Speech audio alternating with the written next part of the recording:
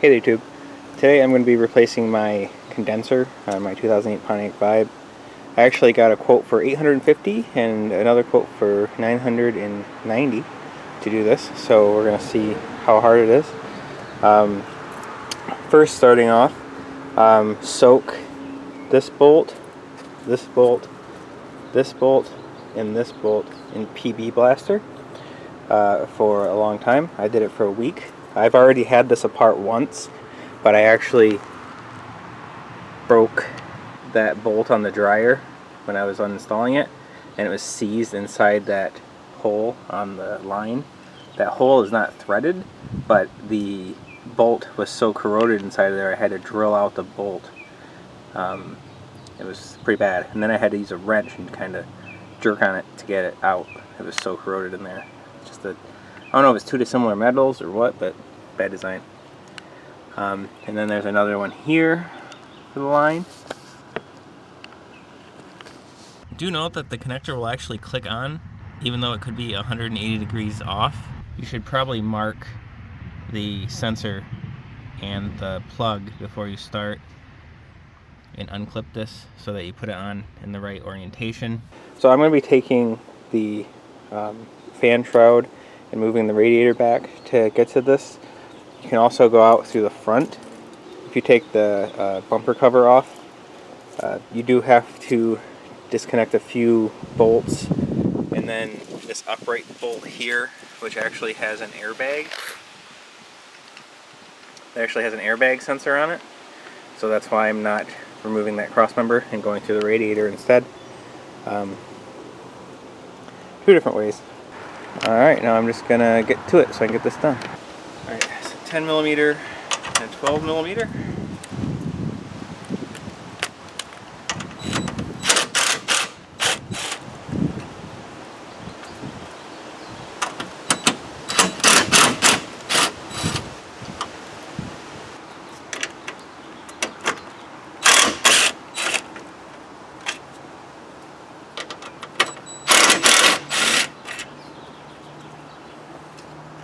And these bolts are kind of weird.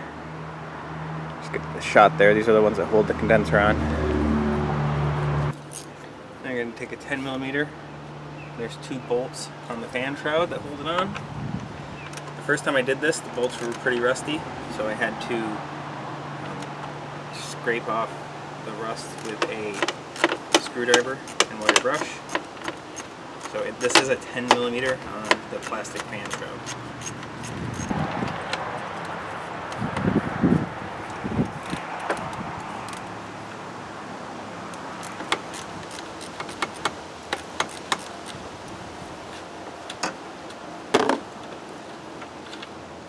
These ones actually came out the first time without any problem. I'm going to unplug the fan harness. That's pretty easy. Oh yeah, these two brackets have to come off. And it actually looks like this hose does not want to come off the nipple very easily. Do I have any pressure? Maybe I'll just leave that. We'll find out. Just gotta break that seal in there. Just squeezing the rubber, kind of exercise it. Not squeezing on the plastic nipple. Alright, looks like I got enough motion there. Easy peasy. This is wired.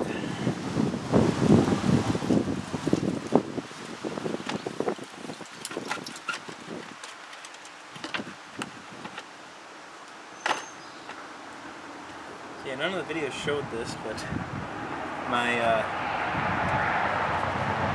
wire for my fan is actually zip tied to the plastic.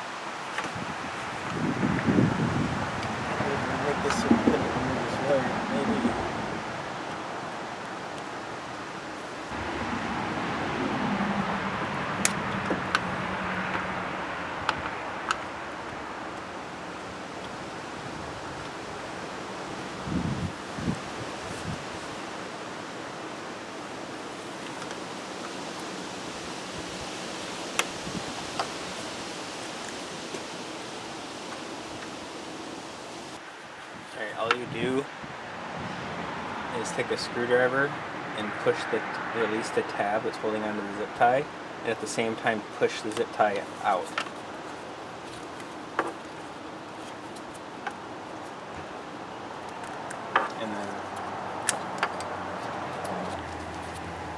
And then the zip tie releases, or you can just rip it out of the the fan housing like I did.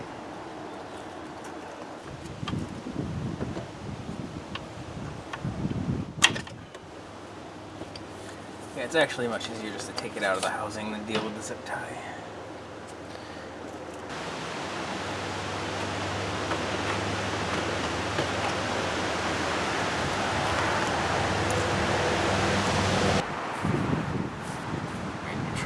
Clear of the line for the air conditioner. Cooler line is very rusty. This is finesse right here.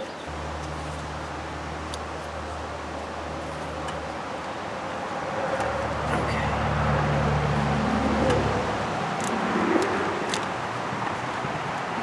This is getting tight. So I need to keep the radiator. Probably could disconnect the transmission cooler line, but I try not to touch anything if I don't need to. So I'm gonna hold this radiator back. All kinds of rope. I need to wrap this too.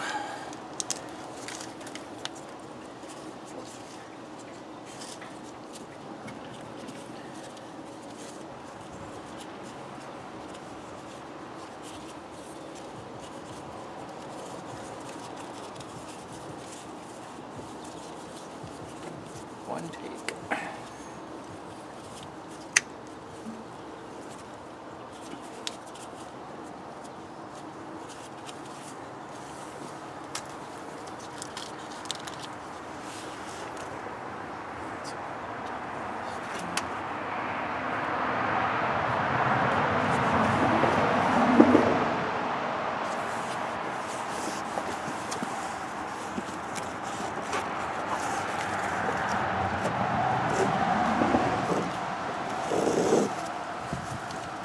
I'm not really reefing on it, I'm just trying to get it out of my way so I don't grind it up.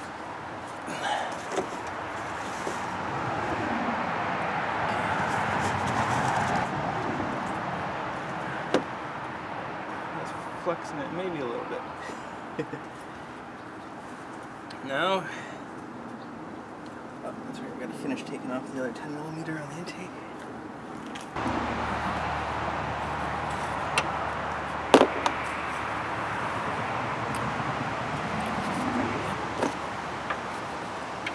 Threads on this thing.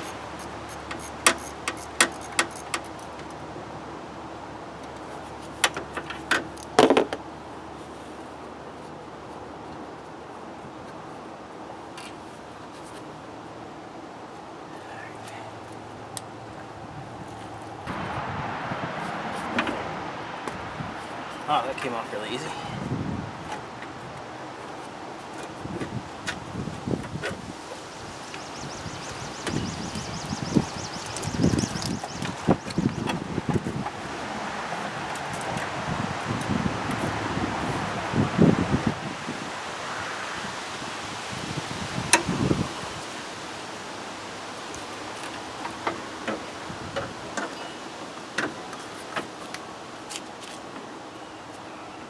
Try not to touch the radiator at all.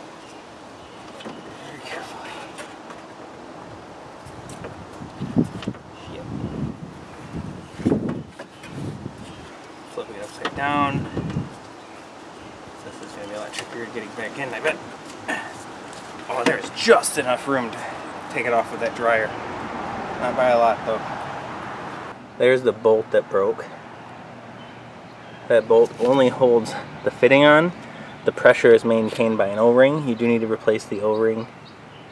Alright, it actually takes these metal kind that have rubber on the inside. I'm going to use the factory ones because they look a little beefier than these cheap Chinese ones.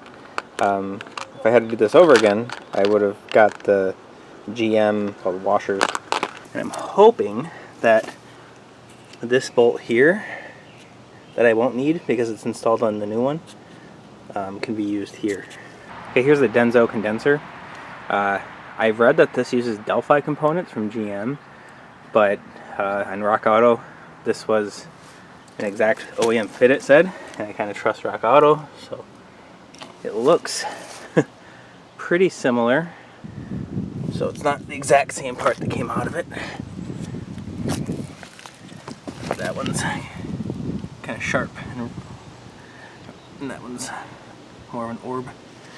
Probably doesn't matter. Looks like I do have to take the rubber thingies off the bottom and put them on the Denso. Just comes off with a screwdriver. It's on there from 15, oh god, how long is it now? 17 years of being on here. It's not coming off easy.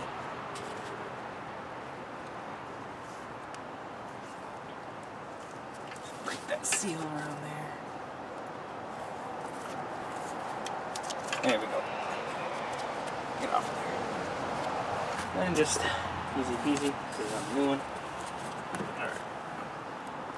Alright, and the bolt for the line is made out of steel or some other ferrous metal. So I'm going to use my mini ductor on it to make sure I don't break that bolt.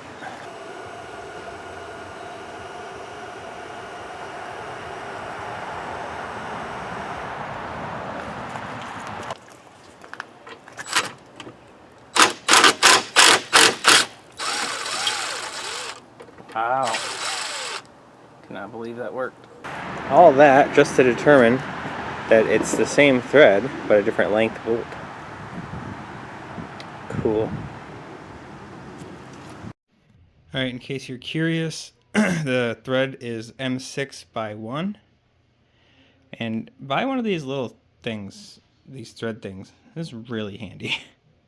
The bolt is 2.5 centimeters. Or I guess you'd call it 25 millimeters. Alright, or do I have to go to the hardware store? So I cut that bolt to use it, but I did, since I went out anyway for something else, I ended up buying these at AutoZone, and these are the right size. I just didn't have to use it because I had the cut one. They were $5. Part number 006030. This is for the connection block that goes to the condenser. Let's see if I can get that high pressure sensor off. Alright, looks like a 1/16, probably in metric, that I don't have.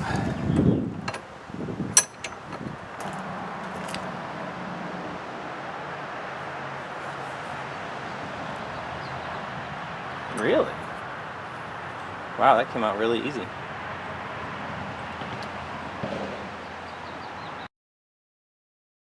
Put that on the new one.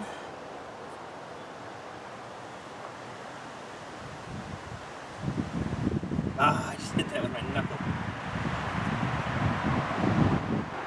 Oh, this one's closer, so you can't get a wrench around it.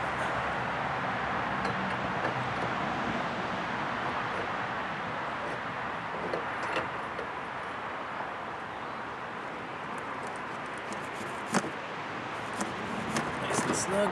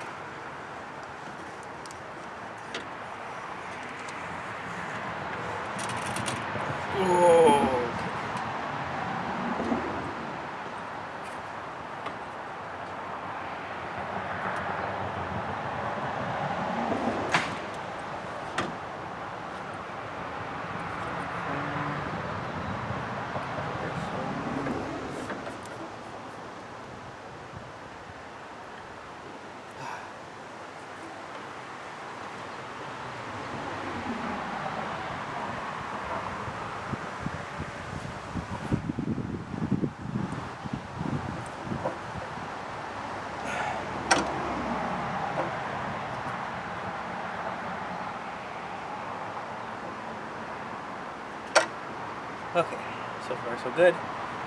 See the holes down there. There are also top spacers that you have to take off the old unit and put them onto the new one.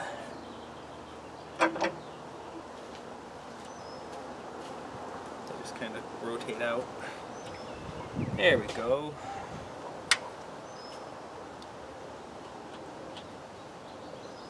And the long section goes towards the top. The shorter section of the rubber goes towards the bottom of the car. Alright. Now these bolts will reach it. These are vibration dampeners.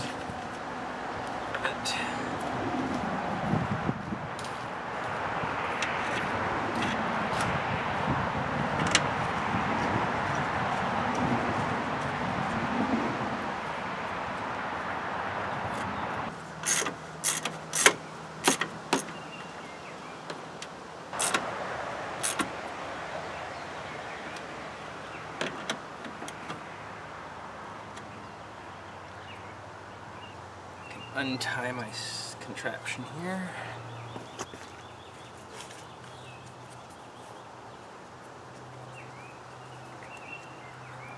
Well,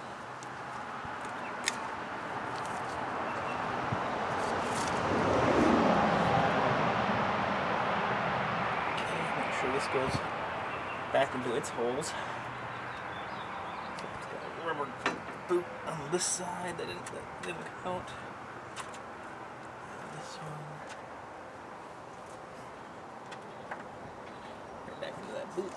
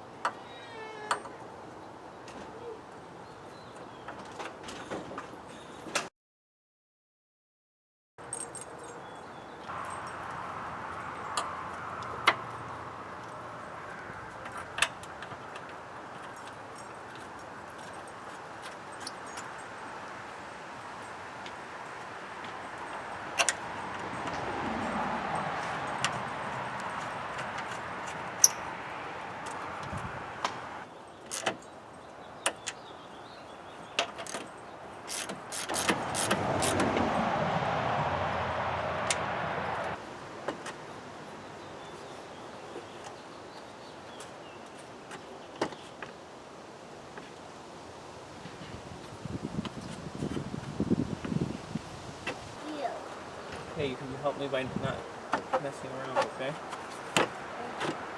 Okay, there. I got that seated back on. Now the easy part.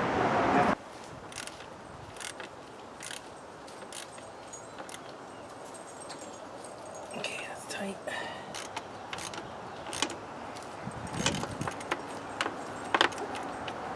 That's tight.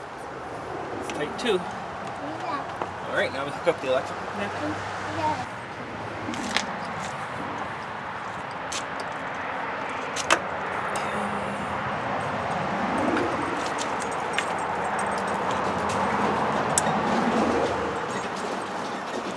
Alright, nothing's ever easy. So, the Drier on the new one, the bolt hole is rotated like maybe 1 or 2 millimeters, more than I can twist the line to meet.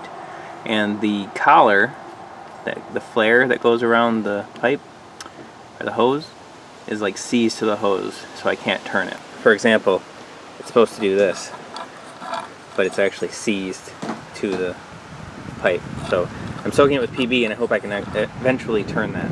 Alright, so I think I fatigued the line more than I had to. What I should have done is just put the hose in the port and then just immediately rotated it and used this as a pivot, because I was trying to twist it by hand and I was putting a lot of twist on the line, which is probably not good for it. Yeah, there's a tip. Put this into the line first, or the hole first, then try to twist. It was a lot easier just to twist this. Alright, I got my hacksawed bolt in there. My focus doesn't want to cooperate. Alright, got that tightened down. Got the top one tightened down as well. Don't forget your electrical connector. So do note that the connector will actually click on, even though it could be 180 degrees off. because I'm not 100% sure that I put that on the right way this time. Alright, I'm just going to finish up using this OEM Tools loaner from AutoZone. It's like a $350 deposit, but you get it back after you use it. And there's like pumps on Amazon and stuff and manifolds, but they're $100, and I'm only going to use this once. So, a little tip from my experience: don't buy one of these adapters and then try to use it on the old piercing valve type, because you won't be able to take it off. I think what I did was I screwed down my old piercing valve type adapter down too tight, and it damaged the Schrader valve in the can, and so now I can't unscrew this. So this is permanently on here until I need to refill another car, hopefully never. What I really should have did is just order the new style Schrader valve friendly, EPA friendly filler hose with a gauge, and not the older piercing type. That was my mistake, but hopefully you won't make the same one. Make sure the cans you're getting, if you got the piercing type, have the piercing sealed top, and if you're buying any new cans from the store, they're going to have the Schrader valve, and you're going to need the non-piercing type for the self-sealing cans. Anyway, hope this is the last time I ever have to deal with air conditioning. Thanks for watching.